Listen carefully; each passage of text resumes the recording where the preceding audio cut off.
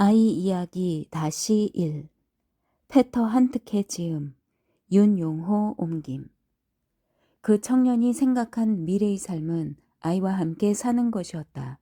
그리고 거기에 덧붙여지는 상상들로는 말없는 공동생활, 잠깐 동안 나누는 시선 교환, 쪼그리고 앉은 모습, 들쭉날쭉한 가르마, 먼 곳에서 또는 가까운 곳에서 느껴지는 행복한 일체감이 떠오르곤 했다. 이 끊임없는 반복되는 상념의 빛은 어렴풋이 그 뒷모습만이 느껴지는 어느 집 앞에 거친 모래가 깔린 텅 빈 마당에 비가 내리기 직전에 어둠이 스며드는 것과 같은 침침한 빛이었다. 마당에는 여기저기서 살랑대는 크고 우람한 나무들이 서 있고 그 아래로 잔디가 둔덕을 이루며 두껍게 덮여 있을 것이다. 그가 아이에 대하여 생각하는 것만큼 자명한 것으로서 큰 기대를 건 두 가지 바람이 있었다. 하나는 그에게 점지되어 언제부턴가 신비롭게 그를 향해 다가오고 있는 여인에 관한 것이었고, 또 다른 하나는 인간으로서 누릴 수 있는 자유를 보장하는 직업을 갖고 사는 생존에 관한 것이었다. 이 세 가지 꿈은 물론 한꺼번에 하나의 상으로 겹쳐져서 나타나지는 않았다. 소망했던 아이가 태어나던 날, 성인이 된 남자는 병원 근처에 있는 운동장가에 서 있었다. 때는 봄볕이 밝게 비치는 일요일 오전이었다. 잔디가 벗겨져 버린 골대 앞에 움푹 파인 웅덩이들은 경기가 진행되고 나서 사람들의 발길에 밟혀 진흙탕이 되었고, 거기에선 수증기가 피어오르고 있었다. 그는 병원에 도착해서야 자신이 늦게 왔다는 것을 알았다. 아기는 이미 태어나 있었다. 사실 그는 아이가 태어나는 것을 지켜보는 것이 몹시 두려웠다. 그의 아내는 입술이 하얗게 마른 채 복도에 서 있는 그의 옆을 지나 병실로 실려갔다. 지난밤 그녀는 아무도 없는 텅 빈 대기실에서 혼자 바퀴가 달린 높은 침대 위에 누워 대기하고 있었다. 그가 깜빡 잊고 집에다 두고 온 것을 그녀에게 가져왔을 때 두 사람 사이에는, 그러니까 비닐봉투를 들고 문간에 서 있는 남편과 휑한 방 가운데에 높은 금속재 침대 위에 누워있는 아내 사이에는 잠시 깊은 부드러움이 오가는 순간이 있었다. 대기실은 대단히 컸다. 그들은 상당한 거리를 두고 서로 떨어져 있었다. 윙 소리를 내며 하얗게 자결하는 형광등 불빛을 받아 미끄러워 보이는 라놀륨 바닥이 문과 침대 사이에서 번쩍거렸다. 아내는 형광등 전구에 번쩍이는 섬광 속에서 얼굴에 놀라움이나 당혹감을 보이지 않고 대기실 안으로 들어오는 남편 쪽을 바라보고 있었다. 그의 뒤로 쭉 뻗은 넓고 어두운 복도와 계단을 지나 텅 빈 도심의 거리에는 자정이 훨씬 지난 한밤의 아늑함과 어떤 것에도 방해받지 않는 평화스러운 분위기가 충만해 있었다. 남자가 유리창 너머로 처음 보게 된 아이의 모습은 신생아라기보다는 그냥 완전한 한 인간의 모습이었다. 나중에 사진으로 보았을 때에야 그것은 흔히 보는 갓난애의 얼굴처럼 보였다. 여자아이라는 사실이 곧 그의 마음을 기쁘게 했다. 그러나 나중에 알게 되었지만 다른 경우였더라도 똑같이 기뻤을 것이다. 유리창 너머로 그가 본 아기는 딸이라든가 후손이 아니라 그냥 아이였다. 그의 생각엔 아이가 이 세상에 만족스러워하며 기꺼이 존재하는 것 같았다. 달리 특별한 점은 없지만 그냥 아이라는 사실이 밝은 빛을 발했다. 순진무구함이란 정신의 한 형태였다. 유리창 밖에서 있는 남자에겐 무언가 도둑질이라도 한 것 같은 기분이 엄습해왔고, 아이와 남자는 그곳에서 단번에 한패가 되어 작당을 하게 되었다. 실내로 햇볕이 비쳐 들어왔다. 그러자 그 둘은 실내로 비쳐든 둥그스름한 햇볕 속에 있게 되었다. 아이를 보았을 때 남자가 느꼈던 것은 단순한 책임감만이 아니라 그 아이를 보호하고 싶다는 마음과 그곳에 두 다리로 일어서서 단숨에 튼튼해져야 된다는 그런 용감함이었다. 남자는 아무도 없는 집에서 갓난 아기가 도착할 때에 대비하여 모든 것을 준비해 놓고 목욕을 했다. 마치 힘든 일을 막 끝낸 뒤에 씻는 것처럼 전에 없이 오래 씻었다. 실제로 그때 그는 부수적이지만 목표로서 어른거렸던 자명하고 적법한 일을 막 끝낸 기분이었다. 새로 태어난 아이, 잘 마무리된 일, 지난밤에 잠시나마 느꼈던 아내와의 일체감, 뜨겁게 김이 나는 목욕술 속에서 사지를 쭉 편 남자는 너무 작아서 어쩌면 눈에 띄지도 않겠지만 해야 할 일을 완수한 자신을 처음으로 본 것이다. 그는 밖으로 나왔다. 그곳의 도로들은 이제 내 집처럼 편하게 느껴지는 세계적 도시의 길이었다. 그날 그 길을 자신을 위해 걸어간다는 것은 하나의 축제였다. 거기에는 또한 내가 지금 누구인지 아무도 모른다는 점도 들어있다. 그것은 아내와 함께한 생활에서 마지막으로 가져본 일체감이었다. 아이가 집에 오자 남자는 과거에 어린 동생들을 위해 종종 감시인 역할이나 했던 자신의 답답한 어린 시절로 되돌아가는 것 같은 생각이 들었다. 지난 몇 년 동안 영화관, 쭉 뻗어 있는 거리를 들락거렸고 그로 인해 현실의 뿌리를 내리지 못하는 기질이 제2의 천성이 되어버렸다. 그 와중에도 단지 자신의 존재가 모험적이고 말할 만한 가치가 있는 것으로 등장하는 백일몽을 꿀 장소가 있었으면 했다. 그러나 이러한 자유로운 시간 동안 내내 너는 너의 인생을 변화시켜야 한다는 생각이 불꽃처럼 늘 새롭게 피어나지 않았던가. 이제 삶은 불가피하게도 그전과는 완전히 다르게 진행되었다. 그전 같으면 두 서너 군데라도 돌아다녔겠지만 이제는 집에 붙잡혀 밤이면 우는 아이를 몇 시간 동안 집안 여기저기로 밀고 다니면서 인생은 오래전에 이미 끝나버린 것이라고 무기력하게 생각하게 되었다. 지난 몇 년 동안에도 그는 종종 아내와 뜻이 맞지 않았다. 그렇지만 그는 그녀가 열정을 가지고 있으면서도 주저하며 자신의 일을 해 나가는 모습을 그것은 일을 해 나간다기보다 차라리 마술을 부리는 것 같아서 일을 하기 위한 그녀의 노력이 옆 사람에게는 보이지 않았다. 지켜보았고 자기가 그녀를 전적으로 책임져야 한다고 생각했다. 그러나 그는 자기들 부부가 서로에게 맞는 상대가 아니며 그들이 함께 사는 것은 위선이라고 생각했다.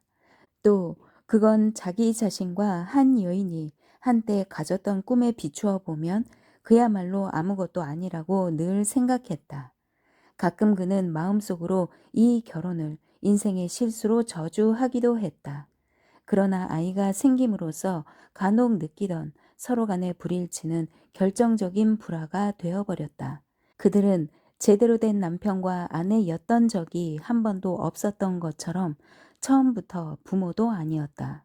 밤중에 잠을 안 자는 아이에게 다가가는 일이 그에게는 당연한 일이었으나 그녀에게는 그렇지 않은 것 같았고 그런 사실 자체가 어느새 아기에 찬 침묵의 이유로 거의 증오로 작용했다. 그녀는 전문가들의 책과 육아 규칙을 고집했으나 그는 그런 것들이 비록 경험에 따른 것이라 해도 모두 무시했다. 그런 규칙들은 심지어 그와 아이가 나누는 비밀 속으로 허락도 받지 않고 뻔뻔스럽게 끼어들어 그를 격분시켰다. 손톱으로 핥히기는 하지만 그래도 평화로운 신생아의 얼굴을 유리창 너머로 처음 보고 도대체 뭐가 문제인지 당장 알아차릴 수는 없지 않은가. 그러나 바로 그것이 이제 아내가 끊임없이 해대는 불평이었다.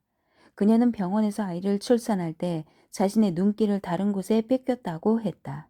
옆에서 도와주는 바람에 아이가 태어나는 순간을 놓쳤다는 것이었다. 그래서 그녀는 영구히 무엇인가를 잃어버렸으며 아이의 존재가 실감이 나지 않는다고 했다. 그래서 무언가 잘못할지도 모른다는 두려움이 생겨 낯선 규칙들을 따른다는 것이었다.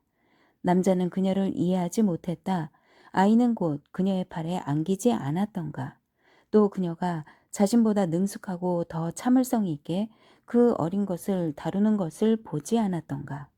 그는 희미하게 느껴지는 아이의 맥박을 짚어보면서 잠깐 동안 자신의 손이 약손 같다고 여기며 행복감에 쌓인다. 그러나 잠을 못 자거나 병이 난 어린 생명에게 마술을 부리듯 생명감과 평안함을 전할 수 있다고 생각하다가도 이내 맥이 빠지고 지루해져서 밖으로 나가고 싶다는 생각을 한다. 그러는 동안 그녀는 젖먹이 곁에서 정신을 똑바로 차리고서 참을성 있게 본분을 지키지 않았던가. 이와 같은 상황에서는 외부에서도 거의 적대적인 요소들만 눈에 띄는 것이 법칙인 것 같았다. 예를 들면 아이가 집에 오자마자 맞은편 길가에 소위 대규모 공사라는 것이 시작되어 낮이고 밤이고 말뚝 박는 소리가 울려 퍼졌다.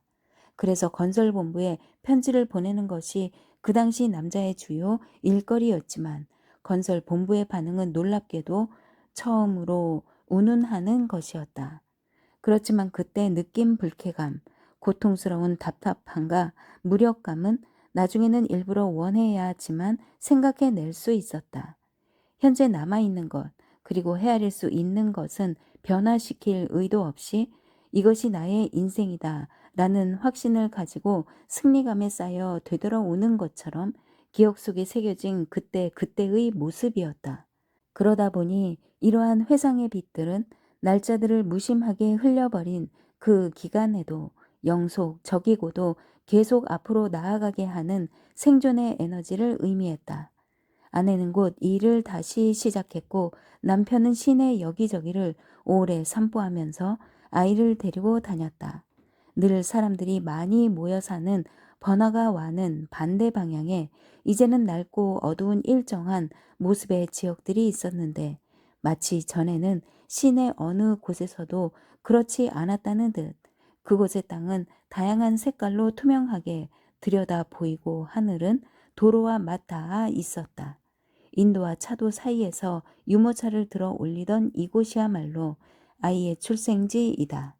나무 그늘, 새찬 빗소리, 눈이 내릴 듯한 하늘은 한 번도 뚜렷한 계절의 구분을 보이지 않았다.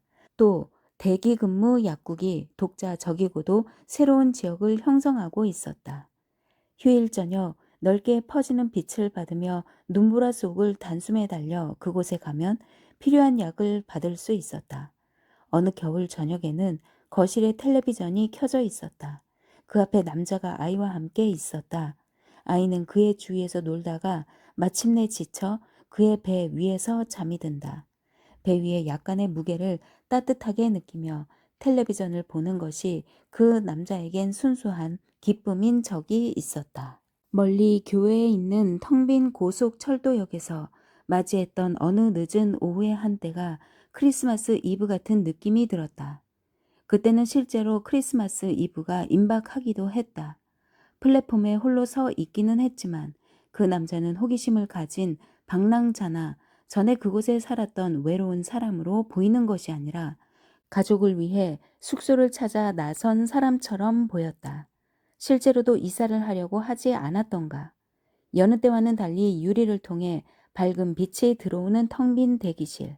닫혀져 있지만 잘 정돈된 매점. 구불구불한 철도 선로들이 자동차 헤드라이트처럼 길게 뻗어 있는 아래쪽 분지에 금방이라도 눈을 뿌릴 듯한 하늘. 그 모든 것들이 그가 집으로 가져오게 될 좋은 이야기거리인 것이다. 요컨대 그 첫 해에 본 삶의 모습은 모두 아이와 연관된 것이지만 또 한편으론 그 모습 중 어느 것도 생생하게 다가오지 않는다. 아이가 실제로 그 순간 어디에 있었던가? 라는 질문은 또한 별로 중요하지 않은 회상에 속한다.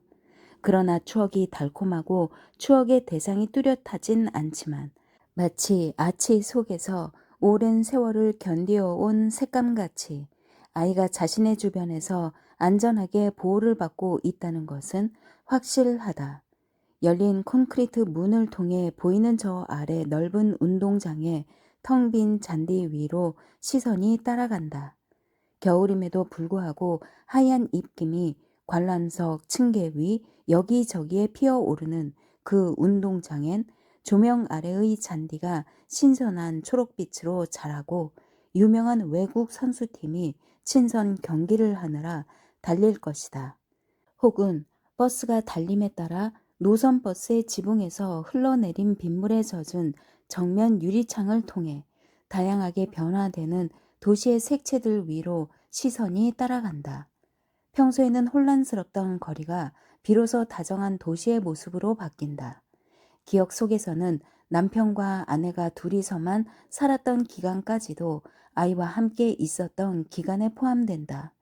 그들 둘에 관한 상상은 어느 화가가 그린 한 젊은이의 모습과 같았다. 그는 머리를 숙이고 무언가를 기다리듯 두 손을 엉덩이에 댄 채 해 안에 서 있었다. 그 젊은이 뒤로는 밝은 하늘 외에는 아무것도 없었지만 구부린 두 팔에는 뚜렷한 회전과 반사 광선이 그려져 있어서 그의 모습은 옛날 그림에서 보곤 하는 날개 달린 망령과 흡사했다. 남자는 나중에 자기 자신과 아내가 그런 식으로 찍힌 사진을 본 적이 있었는데 그들 사이의 텅 빈 공허함은 마치 아직 태어나지 않은 아이를 독촉하는 것 같았다. 그 첫 해에 결정적인 것은 화합이 아니라 갈등이었다. 그것은 특히 당시에 일어난 사건들을 통해 분명해졌다. 전래되어 오던 삶의 형식들은 대부분의 세대들에겐 죽은 것이 되어버렸다. 그리고 새로 생겨나는 삶의 형식들은 더 이상 외적인 질서에 끼어 맞춰지지 않았지만 보편적인 규범이라는 강제성을 지니고 있었다. 전에는 방에서, 거리에서 혹은 극장에서 끈질기게도 혼자서만 있을 거라고 상상할 수 있었던 가장 가까운 친구는 그 친구는 다른 사람 주변에 항상 그렇게 가깝게 있었다. 갑자기 여러 사람과 함께 살았고 많은 사람들과 팔짱을 끼고 번화가를 걸어 다녔으며 전에는 고통스러울 정도로 말이 없었는데 이젠 혀를 나불대며 모두에 대한 평판을 이야기했고 한동안 자기의 직업 때문에 우스꽝스럽게도 자신을 그런 부류의 직업을 가진 마지막 사람으로 생각하면서 자신만을 위해 홀로 존재하기를 거부했다. 아이는 그에게 일거리로 마치 현실적인 세상 일을 피하고자 하는 핑곗거리로 여겨졌다. 왜냐하면 그에게 아이나 일거리가 없다 할지라도 처음부터 자신을 이런 행동을 하는 사람으로 인정할 의지도 능력도 없었다는 사실을 알고 있었기 때문이었다. 그래서 그는 크게 마음을 끌지도 않는 한두 모임에 참석했다. 그런 곳에 참석한 사람들의 주장은 정신을 죽이는 엉터리 수작이었으며 그는 집으로 돌아오면서 그들의 입을 막아 버리려고 준비한 열변을 항상 혼자서 토해냈다. 시위에 가담한 적도 있었지만 몇 걸음 다가가다가는 다시 그만두었다. 새로운 공동생활에서 그가 주로 느꼈던 감정은 현실감이 없다는 것이었고 이전의 공동생활에서 느꼈던 것보다 더 고통스러움을 느꼈다. 예전에 공동생활은 미래에 대한 판타지를 가능하게 했다. 그러나 새로운 공동생활은 그 자체가 유일한 가능성으로 어찌해 볼 수 없는 미래로 등장했다. 말하자면 도시라는 것이 변화의 주요 무대였기 때문에 새로운 공동생활을 피할 길은 없었다. 어쩌면 바로 그 우유부단함 때문에 그는 공동사회의 일원이 되었는지 모른다. 오래전부터 그는 공동사회에서 다른 적대적인 힘을 인식했었다. 그리고 예전부터 공동사회가 투쟁했던 대상은 또한 그에게도 적이었기 때문에 공동사회를 분명하게 배신하진 못했다. 그래서 그는 아쉬우나마 곧 자신에게로 돌아갔다. 그러나 사람들이 혼자서 또는 몇몇이서 날마다 시내에 나오는 길에 끊임없이 그의 집을 방문했다. 다른 조직으로부터 온 그 침입자들이 그 남자가 본 대로 거실에 있는 아이에게 보내곤 했던 배려하는 듯한 시선을 결코 잊어서는 안 될 것이다. 만약 그들이 도대체 아이가 있다는 것을 제대로 알기나 했더라면 특별한 의도가 없었더라도 그 시선은 그곳에 누워있는 존재와 그 존재의 의미 없는 옹알이와 움직임에 대한 모욕이었으며 사소한 일상사에 대한 경멸을 의미했다. 그 시선에 공감하면서도 분노가 일어났다. 그것은 갈등이었다. 애초부터 낯선 사람들에게, 결코 이 집에 들어와서는 안 될 사람들인 그들에게 나가라고 문을 가리키는 것이 아니라, 그는 대개 그들과 함께 집에서 나와 마치 그들이 집에 있다면 어린애에게서 숨 쉬는 공기를 빼앗아 가는 것처럼 그들의 숙소로 갔다. 그리고는 전원이 켜져 있는 텔레비전 앞에서 헤드폰을 끼고 밤이 새도록 앉아 있거나 혹은 그네들끼리 나누는 공식적인 대화를 항상 듣기만 했다. 거기에선 음모의 뉘앙스가 풍겼다. 그런 대화에서는 멋대로 하는 말이나 혼잣말이 모두 다 말썽의 소지가 될 수도 있었을 것이다. 두 경우에 다 죄의식이나 패덕감이 들어 있다. 왜냐하면 그는 때때로 진실을 안다고 확신하고 그 진실을 계속 전달해야 한다는 의무감에 쌓여 있었으면서도 거기에 함께 있다는 것만으로 그들의 위선적인 삶 속에 자기와 같이 부자연스러운 사람도 있다는 것을 보여주었기 때문이었다. 친구들도 없는 시간이 되었다. 자신의 아내까지도 낯선 이방인이 되어버린 시간. 그런 만큼 아이는 더 현실감 있게 다가왔으며, 남자는 밖에서 시간을 보낸 것을 후회하며 번번이 아이가 있는 집으로 서둘러 달려왔다. 그는 어두워진 방에서 천천히 침대로 갔다. 그러면서 마치 기념비적인 영화에서 그러는 것처럼 자신을 위에서 뒤에서 본다. 여기가 그가 있을 곳이다. 모든 그릇된 모임에 대한 수치감, 내가 나에게만 속한다는 것을 비겁하게도 계속 부인하고 침묵해 온 것에 대한 수치감, 너희들의 세상사에 내가 열중했던 것에 대한 수치감. 그럼으로써 그에게 확실해진 것은 옛날부터 자기와 같은 사람들에게는 다른 세상사가 가치가 있다는 사실이었다. 그는 그 당시 잠자는 아이의 모습에서 그 다른 세상사를 보았다. 그러나 기억 속에는 따뜻한 방을 지나 저 아래 밤거리에 있는 경찰대의 일사불란한 공격 외침이 대각선을 이루며 자리하고 있었다. 그 외침은 결코 들어보지 못했던 비인간적이고 지옥 같은 것이었다. 이 모든 것이 아이의 이야기의 보탬이 되었다. 그 밖의 일화들은 제외하고라도 아이가 기뻐할 수 있었고 민감했다는 것이 그 남자에게는 나중에도 특별한 것으로 남아 있었다. 아이를 집에 데려오면서부터 남자는 결심하라는 요구를 받기 시작했다. 늘 그렇지만 무언가를 결심하기까지는 오랜 시간이 걸렸다. 그러나 다음 해 겨울 그 결심을 하게 되었을 때 그것은 피할 수 없는 강박관념이 되었다. 그래서 남자는 셋이서 한동안 다른 나라로 가면 어떨까 하는 생각을 하면서 아내와 아이를 둘 다 가족으로 여기며 지냈다. 사실 그에게 가족이란 끔찍한 것이었다. 텅 빈 부엌에 하얀 에나멜색이 동경하는 도시를 비추는 3월 어느 찬란한 날, 창문 앞에서부터 저 멀리까지 많은 사람들이 찬탄하는 지붕의 단면들이 층층이 펼쳐지고 있었다. 전등 스위치에 붙여진 새로운 금제 부속품들이 번쩍이고, 혼수로 가져온 가전제품들은 너무 약한 전압 때문에 작동하지도 않은 채 윙윙거리는 소리만 내고 있다. 그건 단순한 의미의 이사가 아니라 아이를 위해서도 유일하게 최적의 장소라고 생각되어 옮긴 것이었다. 발코니 문 앞에 있는 식탁엔 어디에도 없었던 것 같은 저녁과 아침이 있었고, 그들은 약간 불안해하면서도 당당하게 첫 식사를 하며 함께 새로운 삶을 시작했다. 도시는 전에 잠깐 와서 보았던 수도와는 아주 다르게 보였다. 영화관, 커피숍, 번화가로 확장되지 않고 전에 보았던 어떤 구역보다 더 좁은 구역에 한정되어 약국, 셀프 서비스 가게, 자동 세탁소 같은 것들만 모여 있었다. 도시 전체의 넓은 공터이자 나무와 집으로 그늘이 진 곳에 거주 지역이 들어서 있었다. 아이를 팔에 안고 매일 외출할 때 보면 그곳에선 묵직한 쇠 난간이 끊임없이 서로 부딪히며 꽝 하는 소리를 냈고 시간이 지나면서 개똥으로 얼룩지고 모래투성이의 먼지가 휘날리는 독특한 지역으로 변하고 있었다.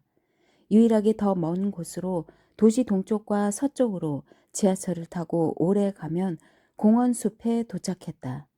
도시 동쪽의 정방형 숲에는 긴 의자들 뿐만 아니라 노점상과 회전 목마가 있었다. 그곳은 시내 순환도로 저편에 있었다. 매일 오후마다 집에서 나와 좁은 길을 걸어서 왔다 갔다 했는데 그 길에는 정적과 소음, 침침함과 회색빛 섬광, 소나기와 건조한 기후 등이 번갈아가며 다양한 모습을 띠곤 했다. 바다가 멀지 않은 곳에 있었다. 또한 긴 다리 하나가 가로 놓여 있었으며 깊은 협곡 바로 아래에는 큰 정거장으로부터 벌채가 잘 된 거대한 나무 숲으로 난 길에 이르기까지 수많은 레일들이 뻗어 있었다. 지평선의 곡선은 집들이 서 있는 가파른 강변 사이에서 푹 꺼졌고 몽글몽글 피어오르는 수증기와 장거리행 열차가 달리는 소리로 인해 그 뒤에 대서양이 있다는 것을 느낄 수 있었다. 거의 날마다 아이를 안고 이 길을 산부하다 보니 아이는 더 이상 안겨서 가는 것을 싫어했고 어른을 따라 같이 걸어갔다. 오후만 되면 매일같이 산보를 계속하다 보니 바티뉴얼 광장이라는 단어는 남자에게 이름만으로도 아이와 함께 기억 속에 남은 영원한 지명이 되었다. 어느 봄날 저녁에 그는 아이를 저 위쪽이라고 불리는 어느 모래밭에서 본다. 아이는 아직 걷지 못하는 또래들 속에서 혼자 놀고 있다. 아이들 위에 드리워져 있는 나무 잎에는 황혼의 분위기가 가득했다. 공기는 온화하며 맑았고 그런 공기 속에서 개의 얼굴들과 손들은 특히 밝게 보인다. 그는 빨간 옷을 입은 아이에게 몸을 굽힌다. 그 여자아이는 그를 알아본다. 그 애는 웃지 않았으나 그 애에게서는 광채가 난다. 그 애는 다른 사람들과 있는 것을 싫어하는 것은 아니지만 그의 피부치였고 오래전부터 그를 기다리고 있었다. 이제 남자에게는 그 애의 아이 같은 모습 뒤에 있는 명민하면서도 모든 것을 아는 듯한 얼굴이 태어날 때보다 더욱 또렷하게 다시 보였다. 그는 어리지만 고요한 눈에서 순간적으로 나오는 영원한 우정의 시선을 맞아들인다. 그건 옆으로 걸어가려 할 때나 울 때 나오는 시선 같은 것이다. 나중에 봄이 되었을 때 아이는 혼자 회전 목마 위에 앉아 있었다. 그 목마의 가장자리에는 모래톱에서처럼 하얀 거품이 일었다. 이제 막 비가 그쳤다. 한번 밀자 회전 목마는 움직이기 시작했다. 아이는 남자와 멀리 떨어지자 잠시 그를 올려다보고는 목마가 돌자 곧 잊어버리고 다른 것에 더 이상 눈을 주지 않았다. 남자는 나중에 그 순간을 떠올림으로써 자신의 어린 시절의 한 순간을 회상했다. 그때 그는 좁은 방에 어머니와 함께 있기는 했지만 가슴이 미어지는 듯한 마치 하늘에까지 닿도록 소리 지르고픈 먼 거리감을 느꼈었다. 그곳에 있던 어머니가 바로 이곳에 있는 나와 같지 않겠는가. 열중해서 돌고 있는 아이를 태운 회전 목마를 보고 있는 시선은 그때와는 정반대의 시선인 것이다. 그의 어린 딸이 처음으로 거기 서 있는 아버지로부터 독립된 독자적인 존재로 보인 것이다. 또한 그런 자유를 누리며 강해져야지. 두 사람 사이의 공간에는 왠지 득이 양양함 같은 것이 빛난다. 남자는 자기 자신과 목마를 탄 조그만 아이를 모범적인 시선으로 바라본다. 그들 뒤로 광장의 작은 인공 폭포가 기운차게 소리를 내며 떨어지고 있었다. 소망한다는 것은 가능할 것이다. 또한 소망하는 것에 시한을 두어야 한다는 의식도 가능하리라. 근데 그런 의식은 그들이 서로 다르다는 것을 생각할 수 없었던 예전과는 다르게 고통스럽게 느껴졌다. 그해 가을 아이가 걸을 수 있게 되었을 때 그들은 둘이서 자주 지하철을 타고 교회로 나갔다. 아이는 눈을 감고 움직이지도 않고 앉아 있었고 차가 역으로 들어갈 때에는 눈을 잠깐 가늘게 떴다. 10월의 어느 따뜻한 날, 남자는 나무들이 살랑대는 공원 숲의 야외 잔디에 누워 책을 읽고 있었다. 가까이에서 놀던 아이가 시야로부터 벗어나더니 다시는 돌아오지 않는다. 눈을 들어보니 아이는 벌써 멀리 나무들 사이로 걸어가고 있었다. 그는 곧 아이를 뒤쫓아갔다. 그러나 아이를 부르지 않고 어느 정도 거리를 둔 채 따라갔다. 아이는 길이 아닌데도 계속 똑바로 걸어갔다. 둘 사이에는 개를 데리고 나온 산보객들이 자꾸만 끼어들었고 그 개들 중 한 마리가 달리면서 아이를 밀쳐 넘어뜨린다. 아이는 이내 일어서더니 그 개한테는 눈길도 주지 않고 가던 방향으로 계속 걸어간다. 거의 흐르지 않는 물이 바람에 날려온 나뭇잎들로부터 덮여 검은색을 띠고 있는 수로에는 마침 칠면조 두 마리가 짝을 이루고 있다가 순놈이 옆쪽으로 비틀비틀 하더니 무릎이 푹 꺾이며 땅에 쓰러졌다. 아이는 멈추지 않고 걸어간다. 아이의 걸음걸이는 빨라지지도 느려지지도 않는다. 아이는 한 번도 주위를 둘러보지 않고 머리도 한 번 돌리지 않는다. 전 같으면 몇 걸음만 걸어도 피곤하다고 자주 그랬었는데 지금은 도무지 피곤하게 보이지도 않는다. 둘은 일정한 거리를 유지한 채 자그마한 덤불숲이 있는 강 언덕지대를 넘어간다. 그곳에선 벌써 가까운 강에서 불어오는 바람이 느껴진다. 훨씬 후에 아이는 덤불숲이 있는 강 언덕에선 천국을 생각한다고 그 남자에게 이야기했다. 그곳엔 낙엽 아래 썩은 나무가 잔뜩 쌓여 있어 아이는 이리저리 비틀거리면서도 가던 방향에서 벗어나지 않았다. 공원에는 제각각 다른 길을 가고 있는 것처럼 보이는 많은 사람들도 있었다. 가까운 경마장에서는 결승 커브길을 도는 선수를 향해 관중들이 내지르는 환호 소리가 들려왔다. 남자에게는 마치 그들 두 사람이 거인이라도 되어 머리와 어깨가 나무 꼭대기만큼이나 높아져서 마주오고 있는 사람들의 눈에는 띄지도 않는 것 같았다. 그들은 그가 지금까지 살아오면서 인간의 감각 뒤에, 위에, 또 사이에 존재하는 진정한 힘이라고 생각했었던 동화 속의 인물이 된 것이다.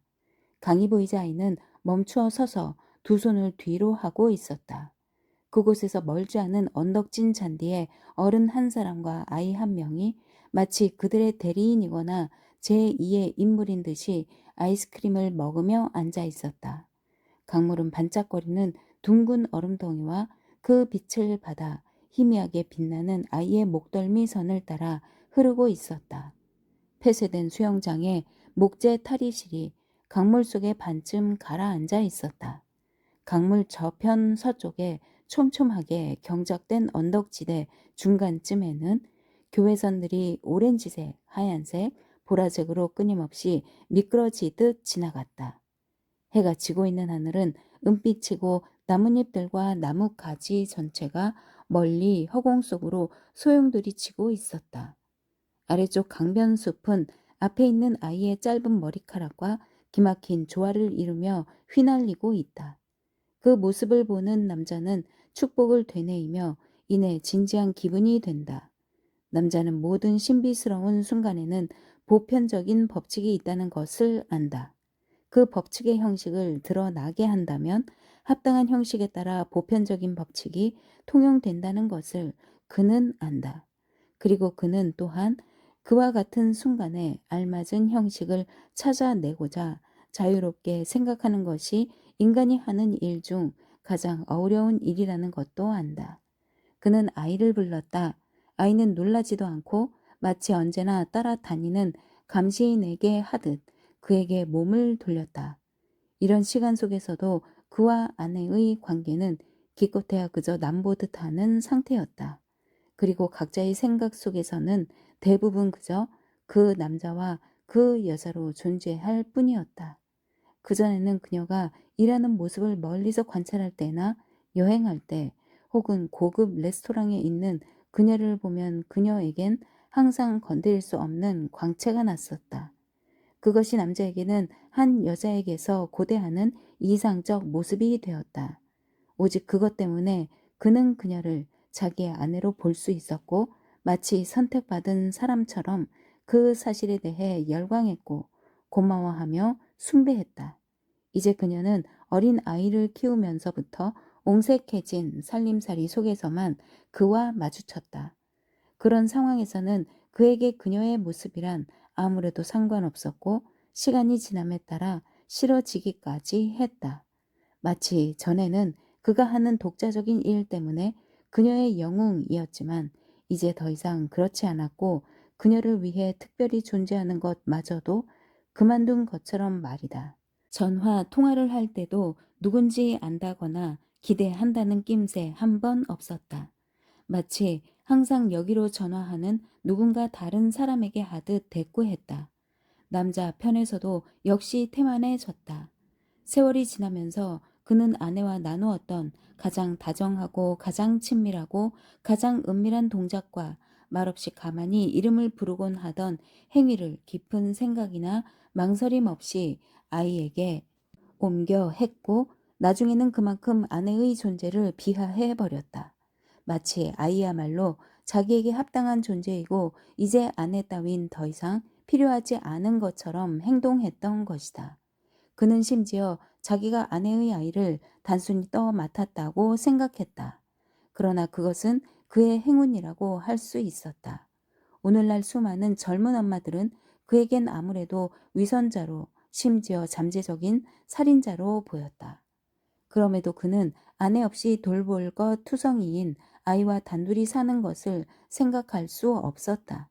그녀가 부재 중일 때에는 그가 아내를 대신했지만 아무래도 그는 아이를 돌보는 데는 서툴렀으며 아내가 다시 아이를 돌보는 의무를 맡을 때까지 남은 날짜를 헤아렸다. 그의 편에서는 전처럼 그녀를 위해 배려를 했다. 그는 진정으로 그녀를 보호했으며 그가 없었다면 그녀는 파멸했을지도 모른다. 그해 그의 일 가운데 눈앞에 아른거리던 큰 일은 당분간 연기되었다. 물론 그가 그 일로부터 하루도 눈을 떼진 않았지만 그가 할 수 있었던 작은 일들이 우선은 그를 전적으로 만족시켰다. 그 작은 일에도 모두 그의 특징이 들어 있었으니 말이다. 아이란 도시의 소란스러움에서 벗어나 아파트가 아닌 단독주택에서 바깥 바람을 쏘이면서 자라게 해야 한다는 것이 그의 기본적인 생각이었다. 바로 그 때문에 다음해 초에 귀향을 했다. 그건 자신의 모국어가 쓰이는 지역으로 되돌아오는 것이었기에 적잖이 즐거운 일이었다. 나중에 봄이 되었을 때에야 토지가 구해졌다. 넓게 뻗어있는 숲의 허리께에 있는 땅이었다. 그곳에선 낮이건 밤이건 간에 가까이 있는 수도에서 비쳐오는 빛이 땅과 허공 사이에서 어른거려 수평선이 보이지 않는 강 표면을 볼 수 있었다. 아내는 집과 관계된 거의 모든 일에 신경을 썼다. 남편은 늦여름에 건물의 뼈대가 세워졌을 때에야 비로소 그 지역을 보았다. 그는 건물의 뼈대를 불안한 느낌으로 바라보았다. 앞으로 걸기적대는 것 없이 살게 되리라는 점 때문에 즐거운 기분도 없지는 않았지만 집을 더구나 지금까지 사람이 살지 않던 자연 속에다 신축한다는 것은 오늘날 더 이상 정당하다고 할 수 없다는 그런 감정이 들었다. 입주할 수 있을 때까지 남은 기간을 그들은 시내에 사는 친구네 부부 집에서 보내게 되었다.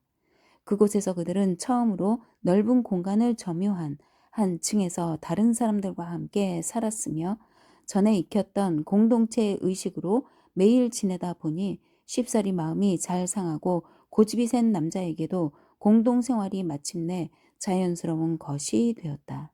그 밖에도 그는 자기가 하는 일에 대해 누구나 다 공감하는 것은 아니라는 사실에 익숙하게 되었다.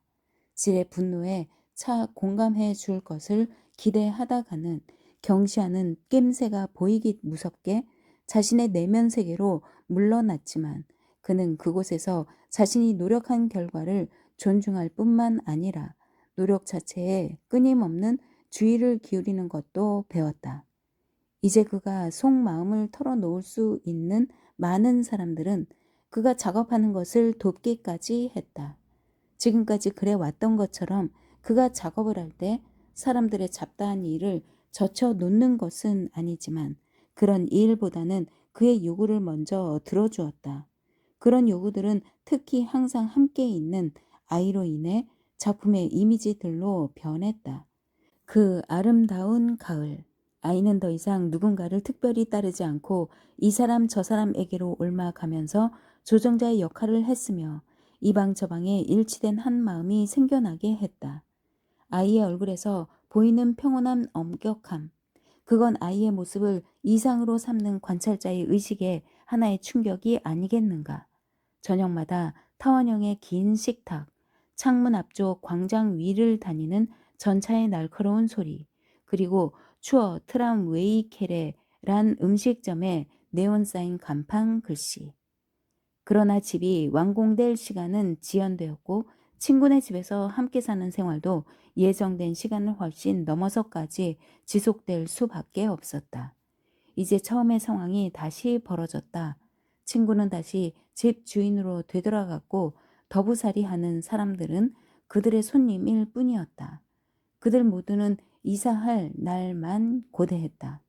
집주인은 아이를 낳지 않기로 한 부부였다. 그 친구 부인이 아이를 돌봐주기도 했는데 아이가 그 집에서 놀다 온 후에는 시간의 흐름에 따라 그들 부부 사이에 생겨나서 그들의 삶에서 중요하게 여겨진 취미, 냄새, 그리고 촉감 등을 위협했다. 그들은 이제 더 이상 보통 때처럼 함께 있을 수 없었고 서로 불안해했다. 그들에게 낯선 아이는 평화를 깨뜨릴 뿐 아니라 그들의 세계관에도 어긋났다. 남자는 지겨워하면서 실증 내거나 평온을 침해당해 흥미없어하는 많은 시선들이 자기 아기에게 쏟아지는 것을 이미 보았다. 어쩌면 그 자신도 그런 시선을 보낸 사람이었는지 모른다. 그렇지만 아무리 경직된 얼굴을 한 사람이라도 아이 없이 사는 부부처럼 그렇게 무자비한 눈길을 보낸 사람은 없었으며 그처럼 냉랭하게 눈을 깜빡거린 사람도 없었다. 그것은 자신의 부당함을 의식하면서도 모든 선한 의지가 끝에 가서는 인간들의 강력하고도 뻔뻔스러운 권리에 반할 수밖에 없다는 제어할 수 없는 분노에 찬 시선이었다. 그러나 그들은 물론 아이에게 그렇게 심하게 굴지는 못했고 기껏해야 매일매일 더 나지막이 더 무관심하게 아이와 말을 했다. 그리고 부모가 아이 교육을 잘못시킨다고 점점 더 비판을 가함으로써 자신들의 분노를 눈치채도록 했다. 그렇게 비판할 이유는 늘 있었다. 그들의 비판이나 말없는 비난 역시 남자에게는 너무나 당연하면서도 냉혹하고 비틀리고 주제넘게 보였다. 나중에도 그는 독신자든 부부든 간에 아이를 안 낳고 사는 사람들에게서 훨씬 더 심한 경우를 자주 겪어야 했다. 그들은 대개 눈초리가 매서웠으며 저 혼자 끔찍한 결벽증에 걸려 살면서 전문적인 독일어로 말하곤 했다. 근데 그렇게 말하는 것은 어른과 아이 사이의 관계에서 잘못된 것이었다. 그들 가운데에는 그와 같이 날카로운 통찰력을 심지어 직업의식처럼 발휘하는 자도 많았다. 그들은 자기만의 소년 시절에 또 계속되는 유아성에 빠져 있다가 기괴하게 자란 괴물처럼 가까이에서 모습을 드러냈기 때문에 그들의 내면에 들어있는 가지의 집게발처럼 쫙 펼쳐진 아기에 찬 건방진 태도들을 가슴으로 받아들이려면 상대방으로서는 매번 오랜 시간이 필요했다. 그는 이렇게 자만심에 찬 소인배 예언자들을 현대의 쓰레기라고 저주했고 그들 앞에서 머리를 꼿꼿이 들고는 그들과는 영원히 잘 지내지 않겠다고 맹세했다. 고대의 극작가에게서 그는 그들에게 딱 들어맞는 비난의 구절을 발견했다. 즉, 아이들은 모든 인간에게 영혼이다. 이것을 체험하지 못한 자는 비록 별로 고통을 당하지 않더라도 그 편안함은 온당치 못한 행복이다. 아이가 없어도 선량하고 호의 있는 많은 다른 사람들이 보여주는 슬픔과 관심은 물론 경우가 다르다. 그래서 이름도 없는 곳에 새로 생긴 집과 또 비슷한 모습으로 서 있는 근처에 새 가옥들이 불만스럽긴 했지만 친구네 집에 오래 머물다 보니 가을이 끝나갈 즈음 마침내 내 집으로 이사갈 수 있다는 것은 다름 아닌 평온과 질서 속으로 돌아감을 의미했다. 그럼에도 친구네 집에서 함께 살던 기간은 우리끼리 살았던 때보다 덜 몸이 건조한 관계를 맺으며 살았던 생활의 한 예로서 뚜렷하게 남아있다. 이제 혼자 있을 때면 대담한 비상이 가능하다. 이런 비상이 없으면 날마다 필요한 세계의 크기가 머릿속에 들어오지 않고 또한 그 비상에 뒤따라오는 고독과 비현실 속으로 빠져들지 못하게 되는 경우가 종종 있기 마련이다. 그곳에선 포착할 수 있는 사물도 언어도 더 이상 존재하지 않는다. 아이도 더 이상 저 혼자가 전부인 것처럼 나를 괴롭히며 가까이 있는 것이 아니라 적당히 떨어져서 사람들 가운데 하나가 되었기 때문에 아이에 대한 걱정도 적어진다. 그리고 아이 자신도 자기가 제멋대로 나가는 것을 막을 의무가 있는 대단한 힘을 가진 인물들인 부모에게만 매달리는 경향에서 벗어난다. 보다 넓어진 세상에서는 모든 사람들이 더욱 작게 보였고 그들이 누구이든 또 그들이 얼마나 부주의하고 서툴든 간에 단순히 스쳐 지나가는 존재로서 유의의 대상이 되었다. 그 몇 달 동안에는 그저 모든 것이 자연스러웠다. 미친 듯이 바쁜 일상과 긴장을 푸는 휴일 저녁, 자유롭게 생각하면서 자기 자신에게 침잠하는 것과 틀에 꽉 짜여 있지 않은 채 몰두하는 것 사이의 균형. 몇 번인가 해변가에 잠깐 머물렀을 때를 제외하고는 아이에게 결코 할애할 수 없었던 낮과 밤으로 그 몇 달을 지냈다. 11월의 어느 어두운 날, 거의 난방도 되지 않은 신축 건물에서 그나마 거실에 처음으로 단 등이 빛나고 있다. 나중에도 그 집으로 이사했다는 기분이 결코 들지 않았다. 왜냐하면 집은 오랫동안 완공되지 않은 채로 있었고 옛날에 집을 지을 때와는 달리 큰 기대나 결단 없이 그냥 대충 지어졌기 때문이었다. 마치 우연한 기회에 유용한 집기를 사들이는 것처럼 말이다.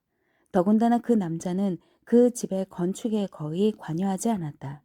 옛날에 그의 부모가 집을 지을 때에는 두 사람이 공동으로 매우 정력적으로 일하지 않으면 안 되었기에 건축기간이 여러 가지 생생한 그림들과 맞물려 추억 속에 남아 있었겠지만 말이다. 또한 여기에서는 사람들이 지역 정당이 주선하는 모임이 있을 때만 모였다.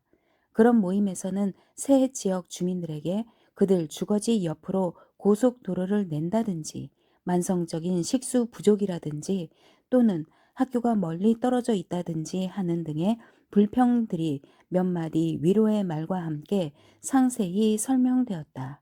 어쨌든 그 남자는 지금껏 한 번도 내 집으로 또는 우리 동네로 간다고 느낀 적이 없었지만 그 겨울밤엔 불가사의하게도 세계에 대한 믿음으로 가득 차 집으로 갔다.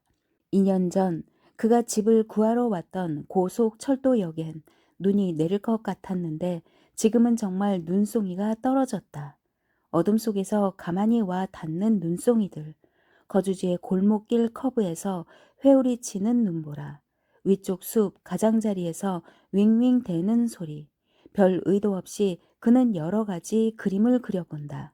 그러자 숲을 배경으로 한 지역에는 눈 내리는 밤이기에 처음으로 형태를 드러낸 정육면체의 평평한 지붕들이 보인다. 무언가 자유로운 것, 비밀스러운 것, 태고적인 것을 향해 골목길들이 새로 나 있었다.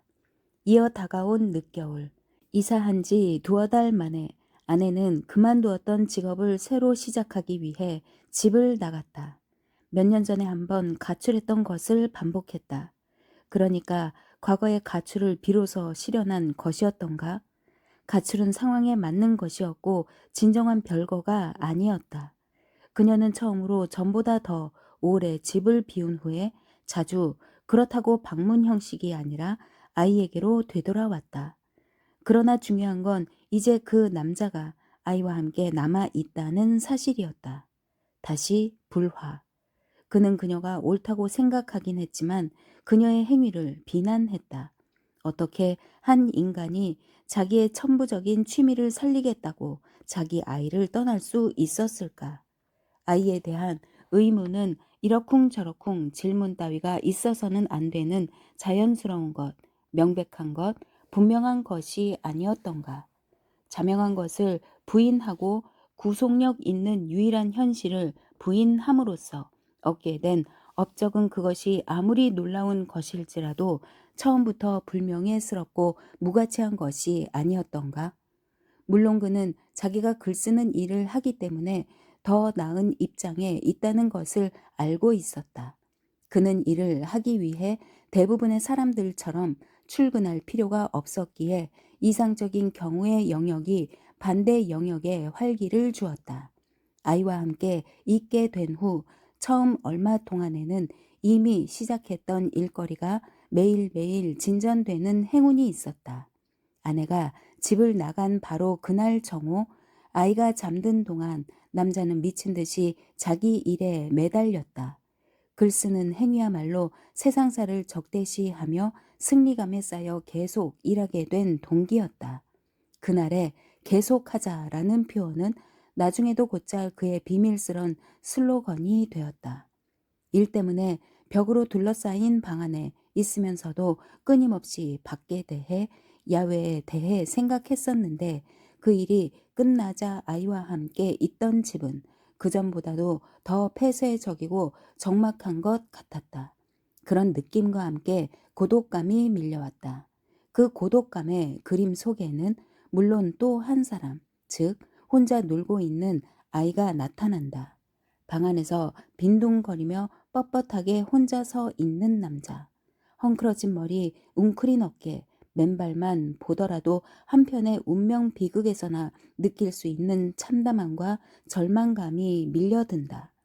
한편 아이는 실제로 그것은 나중에 확실하게 되었지만 그전 생활과의 차이를 거의 느끼지 못했다.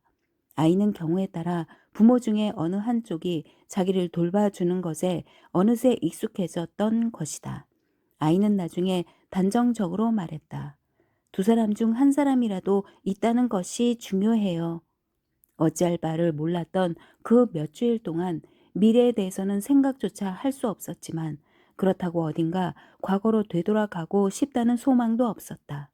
일어난 사건을 어떻게 해도 돌이킬 수 없다는 것을 알게 되었고 그럼으로써 남자에겐 어린애와 함께 사는 날들이 전과는 다르게 더 이상 잠정적인 기간이 아닌 상태로 흘러갔다. 그는 날짜가 며칠이나 지나갔는지 헤아렸지만 이제는 외부 사람에게 도움을 청해서는 안 된다는 걸 염두에 두고 헤아렸다. 이제 그만이 정말이지 그만이 필요하다는 것은 의심의 여지가 없었다. 그러니까 전쟁 전처럼 그는 우연히 그렇게 생각한 적이 있었다. 방해받지 않고 자기 속에 침잠해 있으면서 늘 하는 식으로 그냥 아이와 함께 한다는 건 불가능했다.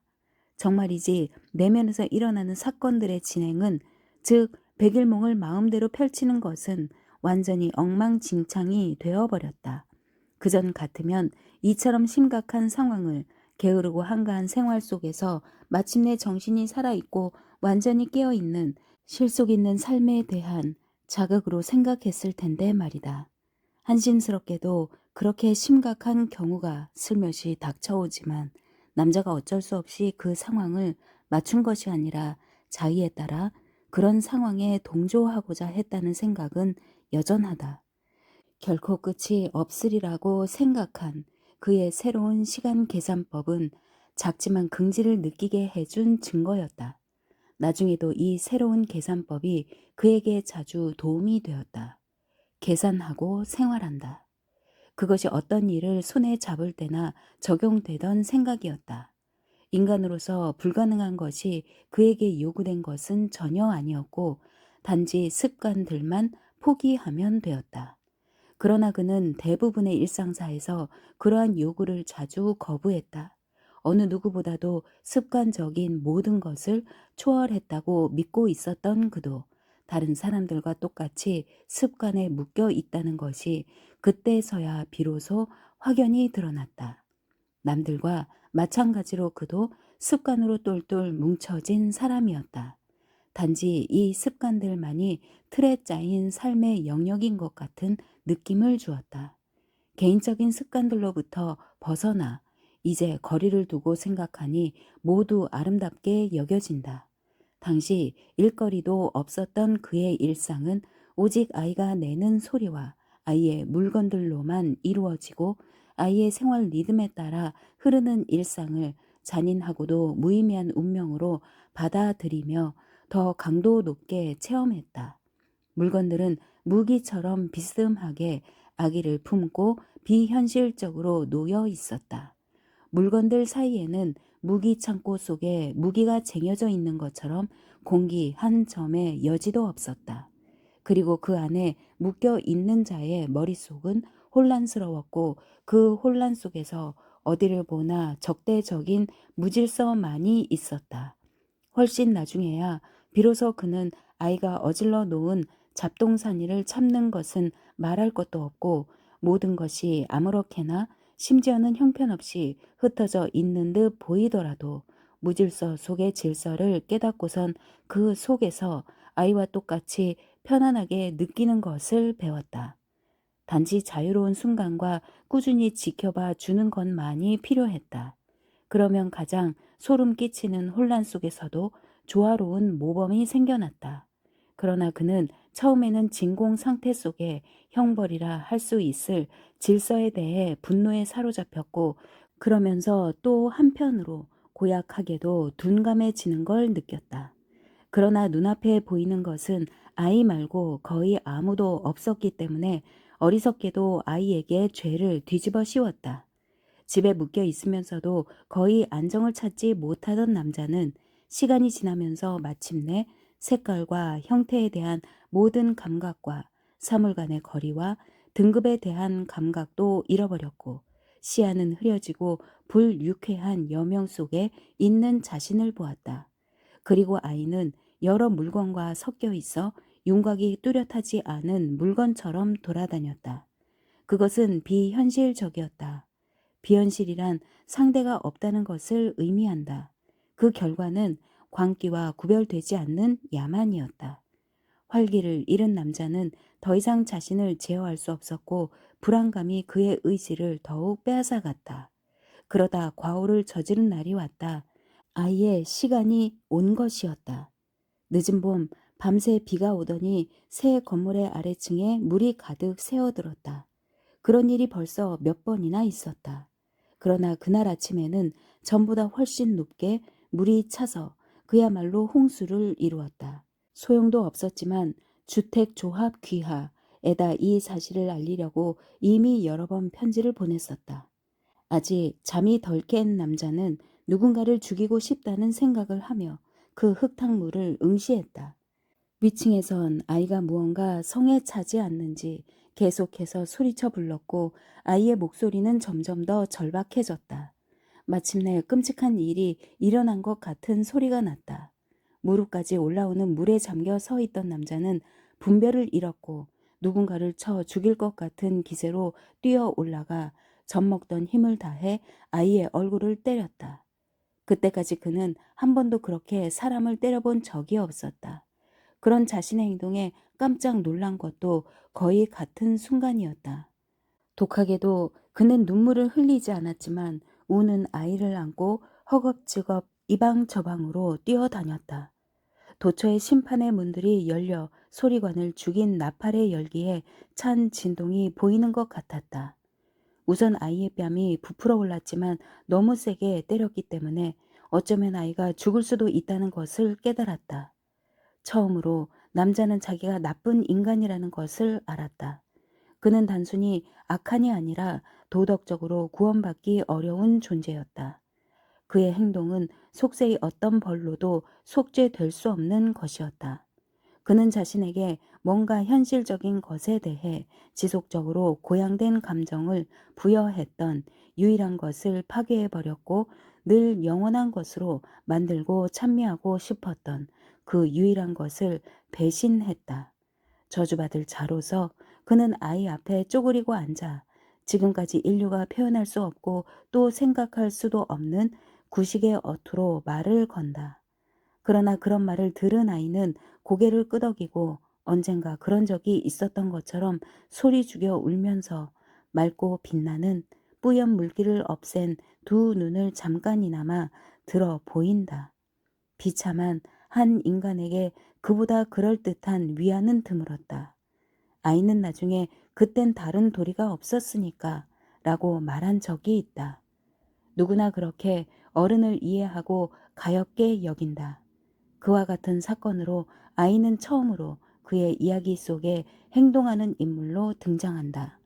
그리고 그 후에 여러 가지 이유가 있을 때마다 그의 간섭은 이마에 이마를 대듯이 간단했고 경험 많은 심판관이 경기 계속을 알리는 표지처럼 매우 간결했다. 그것은 이 세계에서 아주 특별한 것이다. 말없이 눈으로 위안해 주는 것만으로 다 되는 것은 물론 아니었다. 그 돌발 사건에 대해 제3자에게 한 번이 아니라 끊임없이 분명하게 고백할 때까지도 회한의 상태는 계속되었다. 그러고 나서야 완화되었다. 그렇지만 그날은 예외적인 날들 가운데 하루로 기억 속에 어른거린다. 그런 예외적인 날들에 관해서는 이렇게 말할 수 있겠다. 잔디는 푸르렀고 태양은 빛났고 비가 왔고 구름이 흘러갔고 땅 거미가 졌고 밤은 조용했다고. 이 모든 것들이 인간의 삶에서 다른 측면의 예가 되는 것이다. 그러고 나면 멀리 산 기슭에 주택들이 모여 있는 숲이 보인다. 나무들은 어느 방향이나 할 것 없이 하늘을 향해 치솟아 있고 원추형 산의 경사가 부드럽고 일정하게 끝없이 뻗어 있는 모습은 풍요로움을 느끼게 한다. 나무들 사이에 밝은색 바위가 있는 장소들은 멀리에서 보면 바다의 흰 거품 물결처럼 빛났고 흉상 위에 새겨진 자유의 표상 같은 느낌을 준다. 그 앞에 외국에서 발원하는 강이 한순간 굽이치고 그 가물대는 빛이 여기저기로 무한히 퍼져 나간다. 자석에 끌리듯 눈을 움츠리게 되는 비의 속에서만이 태만에 대해서나 죄책감에 대해서나 내 생은 서사적인 것으로 펼쳐진다. 아이는 어느덧 3살이 되었고 그때까지 대부분 혼자 놀면서 조용히 생각에 잠기곤 했다. 놀지도 않고 종종 우울한 모습으로 자신에게 집착했던 남자와는 달리 그러나 둘은 시간이 지나면서 특히 계절이 지나면서 숲 중턱에 있는 거주지의 주민이 되었다. 남자는 누가 찾아오는 것도 원치 않았다. 방문객들이 집과 집의 위치에 대해 도시인답게 되먹지 못한 연민이나 조롱 섞인 의견을 말할 때마다 집에서 조금씩 활력을 낚아채 갔기 때문이었다. 그 중에서도 정리도 제대로 안 한 채 요점을 말하고 또 그런 식으로 살고 있었던 어떤 이는 덜커덩 소리 나는 주택지라고 말했으며 또 조용한 밤에 밖에서 하이힐 소리가 나는 곳이라고 했다. 그 대신 주위에 사는 아이들이 자주 놀러 왔다. 그 아이들 때문에 주위의 집들과 이웃이라는 감정이 생겨났다. 남들과 함께 있다는 것이 아이에겐 새로운 일이었다. 그럴 때면 그 남자의 마음에 몹시 들었던 아이의 예민함이 남의 흥을 깨는 새침함으로 바뀌었다. 별스럽지 않은 일에도 아이는 다른 아이들이 그저 자신을 둘러싸고 빙 둘러서서 눈을 크게 뜨고 말없이 응시하게 할 정도로 제정신이 아니었다. 그렇게 되면 정작 아이의 마음을 상하게 한 일은 극도의 비참한 지경에 이르렀다. 그런 장면을 이웃 아이들은 점점 더 재미있는 구경거리로 생각했다. 그들은 다음날 바로 그 이유 때문에 다시 초인종을 울렸다. 비슷한 장면을 또 볼 수 있으리라 확신했기 때문이었다. 어쩌면 특별히 그런 의도로 지어진 것은 아니었지만 시간이 지나면서 아이들은 새로 이사한 집에 모든 방들을 스스럼 없이 넘나들 수 있게 되어버렸기 때문이었는지도 모른다. 그러면서 이제 아이의 입장이 바뀌는 시기가 왔다. 남자가 아이와 함께 있는 것이 아니라 아이가 혼자 있는 남자와 함께 있게 되었던 것이다. 같은 또래들과 만나봐야 거의 매번 끝에 가서는 마음이 상하고 기분을 잡쳤던 아이에게서는 기대보다 불안이 느껴졌다. 그러면 아이는 적어도 얼마 동안은 아무리 사소한 일에도 평소처럼 침착하게 몰두하지 못했다. 이제 남자도 아이에게 알맞은 사람이 아니었다. 그래서 그 조용한 집에 이웃 아이의 목소리라도 가까워지면 그건 대개 두 사람의 마음이 편해지는 소리였다. 바로 그 아이 때문에 전날 속이 상했더라도 말이다. 새로운 갈등의 상황이 왔다. 아이는 놀고 그 남자는 작업을 하면서도 전처럼 힘 닿는 대로 자리를 함께 해 서로의 대화 상대가 될 것인가? 그러면서도 아이는 아이답게 굴고 어른은 수준을 낮추지 않아도 될까? 그게 아니면 아이들이란 우선 같은 또래들 사이에서 지내는 것이 옳고 그래야만 고통과 부당함을 겪으면서 자의식을 갖게 되고 무엇인가가 될 수 있는 아주 특별한 종족이었던가? 그래야만 비로소 그 동족들은 나름대로 동아리를 형성하고 어른들은 잘해봐야 단순한 보호자가 되는 게 아니었을까? 어쨌든 아이에게 아무리 나쁜 돌발 사건이 일어나고 아이가 아무리 아기에 찬 조롱을 받고 굴욕감을 느껴도 나중에는 늘 새롭게 마치 좋은 소식을 가진 전령에게 가듯이 또래의 아이들을 찾아가는 것이 명백하지 않았던가? 제3자에게 제안할 법한 생각이 드디어 그 남자에게 떠오르면서 갈등은 약해졌다. 한때는 자신도 단체 생활에 속할 능력도 의지도 없이 개인 플레이를 하는 사람이라고 생각했지만 바로 자기 같은 사람도 세월이 지남에 따라 완전히 자의에 의해 작으나마 자신의 공동체를 만들었다는 사실이 떠올랐다. 그런 것을 만드는 데는 매번 근본적인 깨달음이나 전반적인 통찰이 무조건 필요했다. 그런 것 없이는 그에게 어떤 합법적인 혈연체도 있을 수가 없었다. 도대체 다른 사람들에게 제안을 할 수 있으려면 너무도 분명한 것은 전에 그림을 그릴 때처럼 어떤 지역, 어떤 장소, 어떤 공간이냐 하는 것이었다. 물론 이웃들과도 처음에는 그저 새로운 거주지와 아이들에 대해 대화하는 것이 고작이었다. 그런 대화에서 논의되는 것은 모든 공공시설로부터 멀리 떨어져 있는 상황에 대한 불안과 유치원이나 그에 상응하는 현대적인 시설을 바라는 게 아니라 자동차 없이도 갈 수 있고 일정한 시간 동안 개방되는 작고 수수한 놀이방이 있었으면 하는 절실한 소망이었다. 그것은 집 주변의 자연 공간에 놀이터가 없는 사람이나 똑같은 크기의 택지 위에 지어진 단독주택이나 이웃 건물에 사는 사람들의 되풀이 되는 소망이었다. 아이들의 바람은 말할 것도 없이 이 어른들의 소망이 실현될 수 있었던 것은 넓은 앞들에 마음대로 뛰어놀 장소가 있는 남자의 집에 남향으로 난 빈 방을 놀이방에 적합한 장소로 지목하면서부터였다. 뛰어노는 아이들의 모습을 생각해 보면 그렇게 지목한 것도 의미가 있었다. 장소가 확실하다는 것 때문에 모두들 열광하기까지 했다. 이제 여기서부터 일이 제대로 진행된 것이었다. 서로 낯선 사람들 사이에서 그러긴 어려웠지만 더 이상 생각할 여지가 없었다. 여름이 시작되자 그 방은 용도에 맞게 꾸며졌고 가을에는 두 서너 명의 아이들과 함께 아쉬운 대로 일종의 조직체가 형성되기 시작했다. 남자는 그동안 반나절 넘게 감독자 같은 역할을 하며 보냈고 자기 아이가 전에 없이 많은 다른 아이들과 함께 있는 것을 지켜보면서 처음으로 아이에 대해 의문을 갖기, 이 말이 꼭 들어맞다 시작했다. 물론 아이를 한 개체로 대하는 것이 아니라 상급 명령자로 대하면서 아이에 대한 그의 기본 감정은 지금까지 느낀 어떤 애정보다 앞선 무조건적이고 열렬한 신뢰감이었다.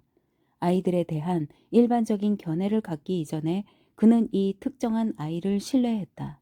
그는 아이가 자신이 잊어버렸거나 결코 가져보지 못했던 위대한 법칙을 구현했다고 확신하고 있었다. 처음 만난 순간부터 아이는 그에게 개인 교사로 보이지 않았던가? 아이의 입에서 어떤 특별한 말이 나와서가 아니라 단순히 아이가 존재한다는 것, 즉 아이가 구현하고 있는 인간 존재를 믿었던 것이다. 아이가 구현하는 인간 존재는 남자에게 삶이 어떠해야 한다는 진리의 척도를 제시해 주었다. 그렇기 때문에 누구나 아이를 객관적으로 존중할 수 있었다. 그러면서 지금까지는 영화관에서 페이소스라고 흘려 듣고 옛날에는 쓸모없는 글이라고 대충 읽어버렸던 말을 이제는 세상에서 가장 실질적인 말이라 여기며 때때로 입에 올리곤 했다. 위대한 말들은 역사적이기 때문에 시간이 흐르면 그 의미를 잃는다고 주장할 만큼 잘난, 뭘 모르는 사람이 있었겠는가? 그런 사람들은 미몽에 빠져 혹은 그저 무심함과 피로에 쌓여 그런 말들을 주고받지 않았던가? 그런 말이나 하는 현대인들은 어떻게 살았나? 누구와 함께? 그들은 또 별뜻도 없는 말을 하면서도 심하게 허풍을 떨고 그 밖의 모든 것은 남의 일처럼 말한다는 것을 완전히 잊었단 말인가?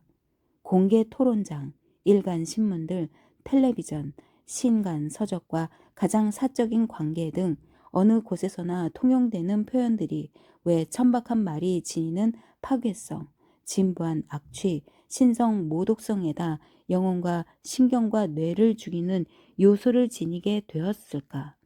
왜 사방팔방에서 속이 텅 빈 시대의 나태한 언어만이 울려 퍼졌을까? 어쨌든 남자가 비난을 많이 해왔던 위대한 말들을 하루하루 지나면서 더욱 쉽게 이해하게 된 것은 아이와 함께한 덕분이었다. 사람들은 그런 말들을 쓰며 우쭐댈 수 없었고 그런 말들은 오히려 끊임없이 새롭고 높은 경지로 향해 갔다. 누구나 거기에 동참할 수 있었지만 전제 조건들로는 오직 좋은 의지와 단호한 필연성에 대한 통찰이 필요했다.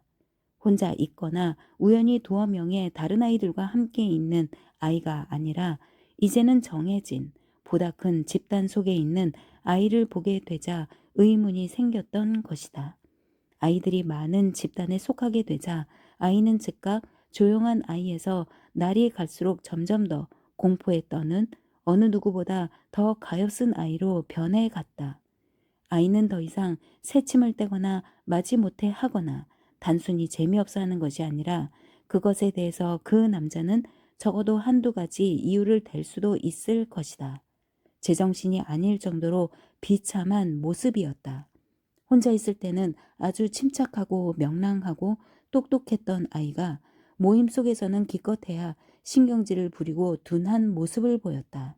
심지어는 대개의 경우 고통스럽고 이유 없는 그러나 보는 사람이 절절한 아픔을 느끼게 되는 맹목적인 공포를 보이기까지 했다.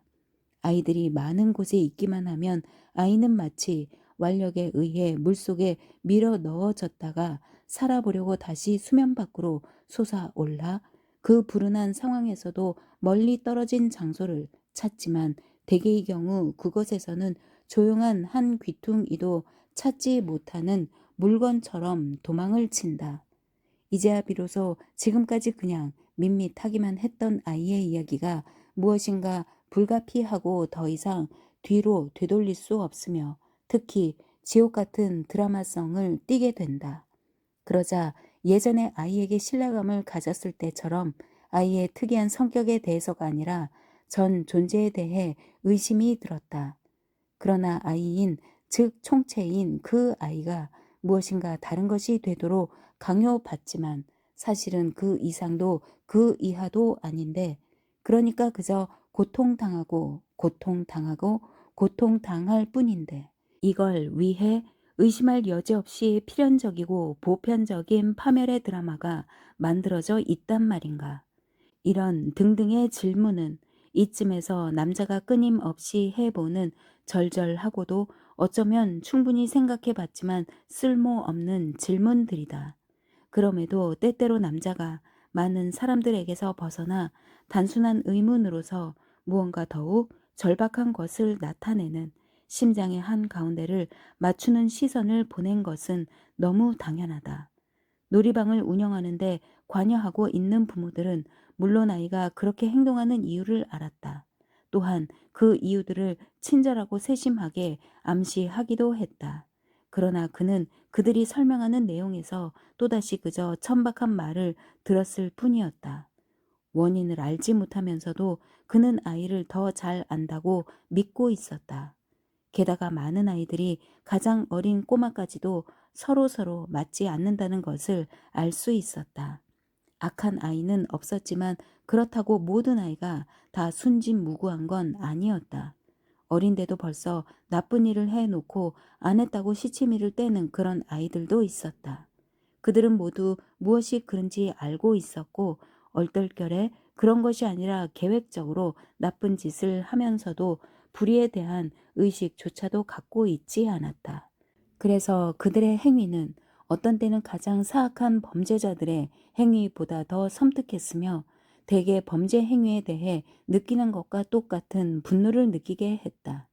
아이들 가운데에는 여자아이든 남자아이든 간에 아예 처음부터 어른들이 보는 앞에서 말로서 혹은 행동으로서 사형 집행인 흉내를 내는 것을 좋아했던 아이들도 몇몇 있었다. 그들은 뻔히 알면서도 냉담하게 파괴 행위를 행한 다음 마치 공적인 행위에서 손을 떼듯 손을 뗐다. 이와는 달리 욕먹고 조롱당하고 구타당하는 것, 한마디로 말해서 희생물이 되는 걸 좋아한 아이는 한 명도 없었다는 것 또한 분명했다. 남자는 주로 아이들이 장난을 치는데 끼어들지 않는 게 좋다고 생각했다. 그러나 자기 아이가 날마다 기죽어 있는 것을 보는 것은 그에게 매우 힘들었다. 그의 아이는 결코 방어하는 법이 없었기 때문이었다. 머리를 주먹으로 심하게 얻어맞아도 아이는 기껏 텅 빈 구석으로 옮겨갔고 입에서 나오는 소리도 방어의 소리가 아니라 그저 너무도 가련한 피조물이 내는 고통스런 신음이었을 뿐이었다. 욕을 먹거나 무고하게 죄를 뒤집어 씌워도 아이는 비슷한 말로 안갚음하는 법이 없었고 옆으로 비켜나지도 않았다. 아이는 그 자리에 꼼짝도 않고 서서 상대방이 특히 적절한 표현을 하며 심술궂게 늘어놓는 이야기에 대해 몸을 움츠리며 소리 지르는 법 없이 문제가 되는 모든 것을 부정했기 때문에 그 모습과 소리가 영락없는 피고인 같았다. 하얗게 질려서 떨고 있는 모습 앞에서 멀거니 보고만 있기는 불가능했다. 그래서 남자는 걸핏하면 끼어들어 편을 들었으며 찔찔 울면서도 자기 중심적이고 부침성 없는 피부치를 야단치곤 했다. 시간이 지나면서 아이들은 물론 차츰차츰 친해졌고 자유롭고 사랑스럽기까지 한 동아리를 이루었다. 이러한 변화는 어쩌면 남자가 새로운 눈길로 아이들을 바라본 데에서 기인한 것이었는지도 모른다. 어느 봄날 그는 아이들과 함께 언덕에 올라가 단지 자기가 서로 다른 많은 아이들 사이에서 움직인다는 점, 그 자체만으로도 더할 나위 없는 기쁨을 느낀다. 감격에 겨워 소리치는 그로부터 비로소 아이들이 들을 수 있는 소리가 나온다. 그것은 이전에 바깥에서 보았을 때와는 달리 이젠 악한 아이도 희생자도 없는 아이들 사이에서 느낀 급격한 변화 같은 것이다. 아이들과 함께 있으면서 기쁨을 느낀 후에야 비로소 어정쩡하게 주변에 서서 공연히 이리저리 뛰어다니던 분주함이 열성으로 바뀌었고 그 결과 아이들과 함께하는 모험은 단결되고 말할 나위가 없는 자긍심을 불러일으켜 더 이상 유치한 기미가 없어졌다. 오히려 내리막길과 오르막길이 있고 평평하기도 하고 울퉁불퉁하기도 한 지역에 관한 특별한 감정도 기억할 수 있을 정도다. 또한 아이들이 모두 힘차게 기어올라가던 가파른 경사면도 기억난다. 아이들의 사이가 크게 벌어지고 끊임없는 자리 바꿈이 일어나지만 대개는 서로가 어디 있는지를 알았기 때문에 길을 잃는 아이는 없다. 남자는 어느 곳에서도 인간에 대해 이보다 더 유쾌하고 더 아름답고 더 평온한 힘을 느껴보지 못했다. 남자가 새로이 갖게 된 경쾌한 마음은 자신의 아이에게도 전이 되어 아이는 다시 옛날의 자기 모습으로 돌아갈 수가 있었다. 그래서 아이는 혼자 있었던 때보다 눈에 띄게 생기를 얻었고 다른 아이들 사이에서 의도적으로 몸의 관절과 머리칼을 움직였고 울리는 목소리를 냈다. 책임자인 그는 아이를 다른 아이들도 마찬가지로 그저 원래대로 내버려 두어야 한다는 것을 깨달았다. 그러나 그것은 그가 아이를 그리고 다른 아이들을 위해 늘 곁에 있는 사람으로 함께 있을 때 그들 모두를 끌어모으는 힘으로서 이상적으로 투입된 에너지로서 효과를 냈다. 그러고 나서야 아이들은 그와 함께 평화의 배를 탄 것처럼 앞으로 나아갈 수 있었다. 물론 그와 같은 이중의 힘이 그에게 늘 있었던 것은 아니었다. 그중 첫 번째 힘은 기술이었으리라. 그렇게 그는 훌륭한 교사란 무엇을 의미하는지 점차 알게 되었다. 그러나 지금 조용히 생각해 보면 확실히 아이는 그 동아리의 아이들과는 실제로 왠지 다르게 행동했던 것 같다. 계속 괴짜로 행동하지는 않았고 비록 눈에 띄지는 않았지만 아이는 여전히 걸기적 대는 존재였고 때때로 아주 뚱뚱한 아이들이 보이는 지나친 열성과 약간의 혼란스러움을 지닌 채 놀이에 참여했다. 아이를 다른 아이들과 분명히 구별되게 한 것은 아이의 말하는 방식, 어른들이 쓰는 특별한 표현법은 전혀 들어있지 않은 방식이다. 아이는 어쩌면 그저 신중하게 말했던 것이고 그때마다 알맞은 단어를 찾았던 것인지도 모른다. 그러다 보니 아무래도 아이는 종종 이야기를 따라가지 못했고 의식적으로 신경을 덜 쓰는 사람들은 아이의 말을 흘려 듣기도 했다. 소란스러움에서 비켜나 남자를 곁눈질하는 눈길도 전처럼 애원하는 듯이 절망적으로 응시하는 것이 아니라 악의 없는 아이러니에 차서 잠깐 빛난다. 이 사람들과 함께 여기에 있는 것이 아이에게는 어느새 당연해졌다. 그러나 그들은 가족이 아니다. 내게도 가족이 있다고 남자는 생각한다. 그들은 어딘가 다른 곳에 있는 것이다. 다른 민족이 있고 다른 역사가 있는 것이다. 우리만 유일한 것은 아니다. 바로 이 순간 우리는 이 민족과 함께 시대를 살고 있는 것이다. 넌 결코 혼자가 아닐 것이다. 동시에 긴장감이 다시금 감돌았다. 그 긴장감에 대해 남자는 이제 기뻐하기까지 했다. 그는 투쟁을 위해 자기 아이들을 무장시킨 수많은 양친들을 보았고 또 그것을 잘 이해하기도 했지만 그들과 똑같은 짓을 하지 않는 것이 옳다고 생각했다.